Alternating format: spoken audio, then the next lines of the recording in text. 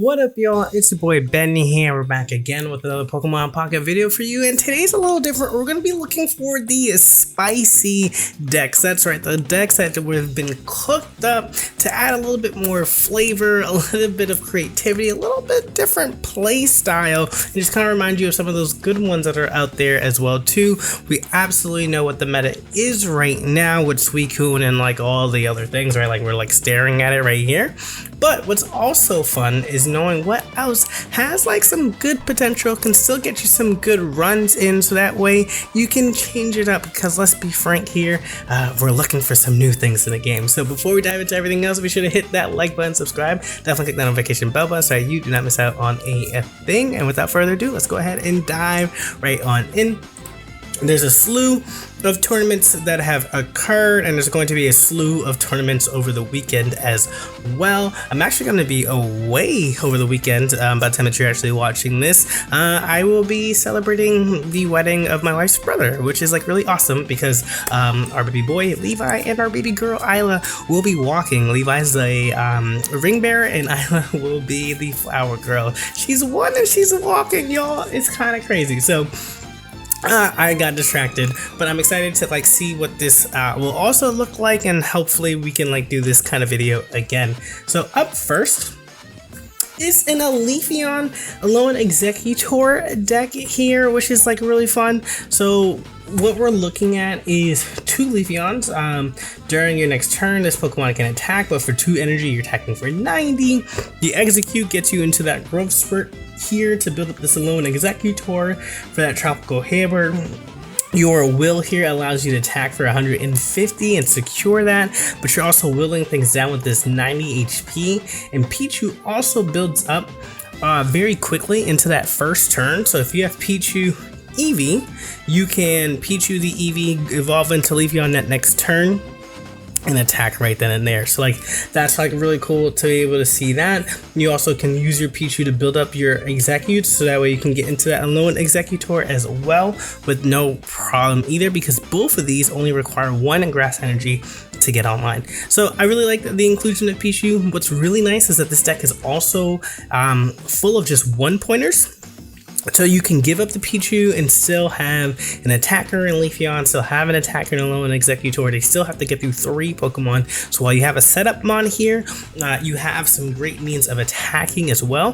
What's also really nice, like even like thinking about this even some more, is that Leafeon, especially when you go first, takes care of a lot of basics out there, right? Like that 90 damage, being able to set up with Pichu and Eevee, that means you're literally going into that Leafeon attack for 90 right away. You're clearing most of the basics that are trying to set up for a stage 1 or a stage 2. And even if you're dealing with you know, Darktinas or Guzzlords, they aren't ready to attack, so you could possibly do that Leafy Cyclone pretty quickly. Again, like it's okay to take off that turn while you're building up your Execute in the back as well. So this is pretty fancy. This is pretty cool. I like this. I saw it and I was just like, let's check it out.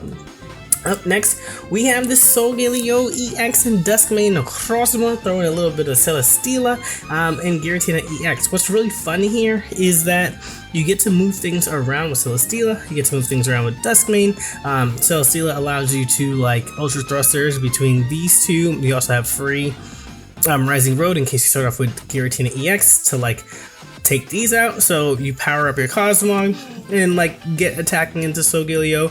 If you can't get into there, you can always leave your Duskmane out as 110 HP, so like it'll still take a little bit for your opponents to get through that. And while that's happening, you are powering up your Giratina to attack here. 3 turns, you throw in that Steel Energy there to slot that in, so you have 130 to attack here, you have 120 to attack here. So there's a lot, and once one of these goes down, you can also, if Duskmane goes down, you can also Lucamine, which is kind of ridiculous, onto a Celesteela or another Duskmane.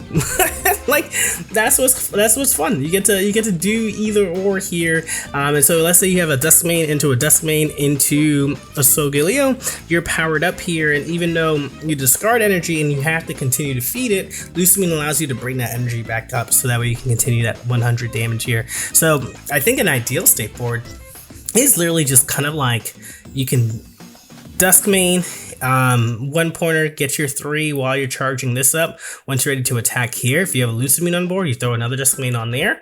And then that way, once this goes down, that one just comes right back out here. So there's a lot of good options. And once you get past that turn 3, you're powered up, ready to go to start attacking, which is like pretty cool. And like you have strong backups in Solgaleo and your Giratina. Then we have Incineroar Solos, Incineroar EX. Cleffa here trying to do his best impression of making sure that you are consistent in getting your evolutions. So Incineroar is a strong mon here, right? Between Rocky Helmet and Burn, you're dealing with Oricorios no problem.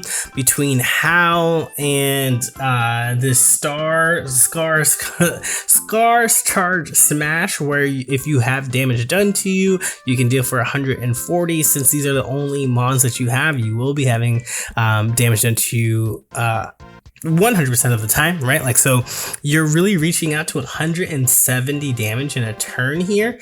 So this is pretty strong, especially because you can start attacking right away with this Fire Fang, right? 30 plus 20 each turn, that's 50 damage for 1 energy, and that's only if they flip heads, right? Like, they have to be able to clear that, and even if they do, you get to hit them with it again. So like being able to just kind of like stack that is pretty sweet. I think one of the main things that could like hinder this is like a Guzzlord that takes away the energy, but I think you can say that about anything. But really trying to get up to that 3 energy with that low health here. You get to Lily back up 170 with Howl at 100. There's like this extra 30 damage.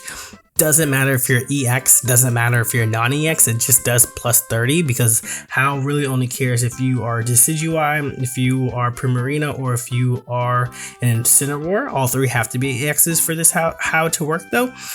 But that's still a lot of additional damage, right? So that's really, really strong here.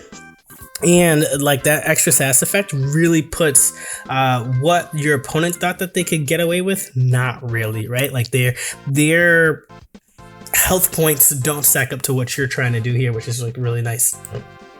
Then we continue on to Flareon EX. There's like a lot of different EV boxes that are out there. You have Flareon, Jolteon, and Sylveon. Sometimes you just have like the Flareon. Yeah, that one has like Leafeon in there. The other EV box is like Espeon and Sylveon. And just like Flareon in of itself is like still really, really strong.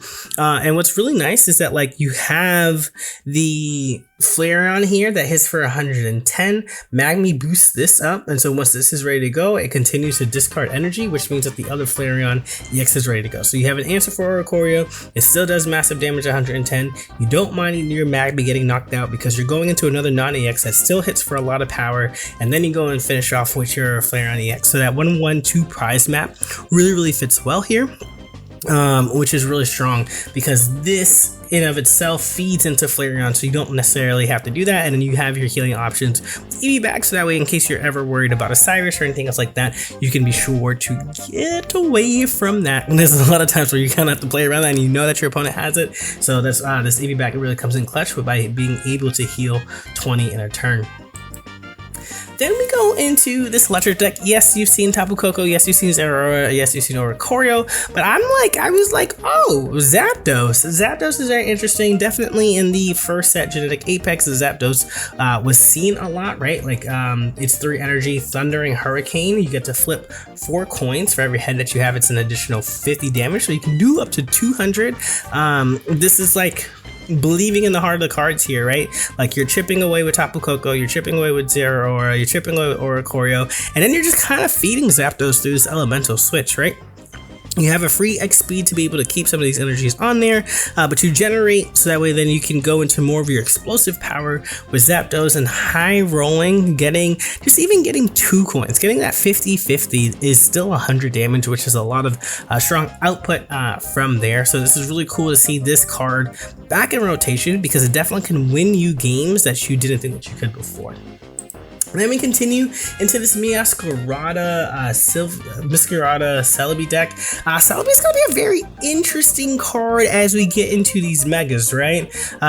If your opponents for megas are just like rare canning into the megas here, Celebi can cause a lot of damage. Temporal Leaves states that like for 2 energy for 40, if your opponent's active Pokemon is an evolved Pokemon, you can devolve it to the next stage and then go from there. So what can happen here is, let's say it's a Sylveon EX, just so that way you can see like the health points here. Eevee has 60, Sylveon EX has 140. So let's say I smack up this Eevee or the Sylveon EX with a red.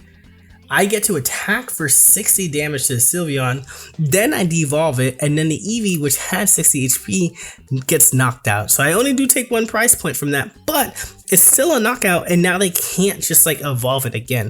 If your opponent also used rare candy to get into that stage 2, and they don't have stage 1 to the deck, they don't get to evolve it again. So Celebi could put into work with these terrifying megas that are supposed to be coming out at the end of the month. So it'll be interesting to watch whether or not the stonks go up for this card, definitely, or Choreo has like gotten a lot better semi, right? Like Greninja got into the fold, so Oricorio got tempered. So we'll see what comes up with these megas. I'm so excited for it. But Meowscarada definitely is going to look for some love with that. With like things like Greninja, you don't have a good time with, but however, you get to Temporal Leaves it, and that way goes back to a Froakie, and then they're kind of out of luck. And then you're attacking for 130, 150, maybe even knocking it out in one to that Suicune. Being able to read it and attack for 150 there. So it's really great. You have tools to mess around and like disrupt your opponent while still having some output, while being, you know, your main attackers are all 1 point here. This Eevee and Sylveon EX is really just meant to ensure that you can draw into your cards. And the last deck that we're going to talk about is an oldie but a goodie. It's like making its rounds once again. It is the Ultra Beast deck that is including the Nagnadol and the Nihilego package here, right? So typically we're only seeing Guzzlord and Celesteela, but there's still some love for Naganadol, Nihilego, Poison Bar being your Guzzlord EXs. So you get the one pointer jumping into your Guzzlord. Once this goes down, you can still power it up to your Guzzlord with the Lusamine. You have options to back things up. That extra poison chip damage does a lot more, especially if they bump into Guzzlord EX here, right? Like they're taking 20 points, then up to the 50 with the Grindcore. That 120 goes a long way now once you start to hit it, because they just don't have enough health due to this Nihilego being on the board. So this is really cool once it gets all the pieces together, because your health, your HP goes down very, very, very fast, especially when it's just Poison Barb, Guzzlord, Nihilego out there.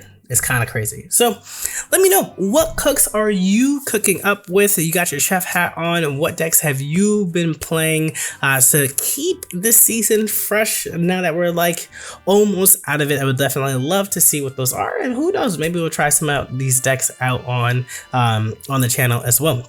Enjoy yourselves, have a great weekend. Can't wait to see y'all when I come back as well. Until then, catch y'all. Peace.